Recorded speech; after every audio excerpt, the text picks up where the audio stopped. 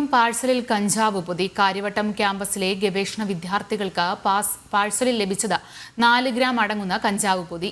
ശ്രീലാൽ കോഴിക്കോട് എന്ന ആളിൽ നിന്നാണ് പാഴ്സൽ വന്നത്. പോലീസ് എത്തി നടപടികൾ ആരംഭിച്ചു.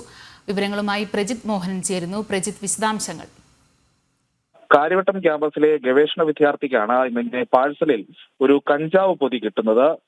ശ്രീലാൽ കോഴിക്കോട് എന്നയാളിൽ നിന്നാണ് ഈ പാഴ്സൽ ഈ വിദ്യാർത്ഥിക്ക് വരുന്നത്.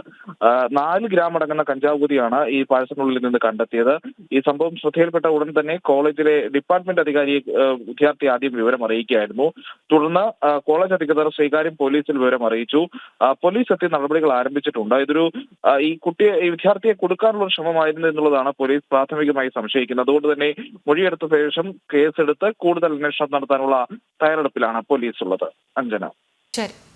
വീണ്ടും പാഴ്സലിൽ കഞ്ചാവ് പൊതി. കാര്യവട്ടം ക്യാമ്പസിലെ ഗവേഷണ വിദ്യാർത്ഥിക്കാണ് പാഴ്സൽ ലഭിച്ചത്. 4 ഗ്രാം അടങ്ങുന്ന കഞ്ചാവ് പൊതി ശ്രീലാൽ കോഴിക്കോട് എന്നയാളിൽ നിന്നാണ് പാഴ്സൽ വന്നത്. പ്രജിത് മോഹനാണ് വിവരങ്ങൾ നൽകിയത്.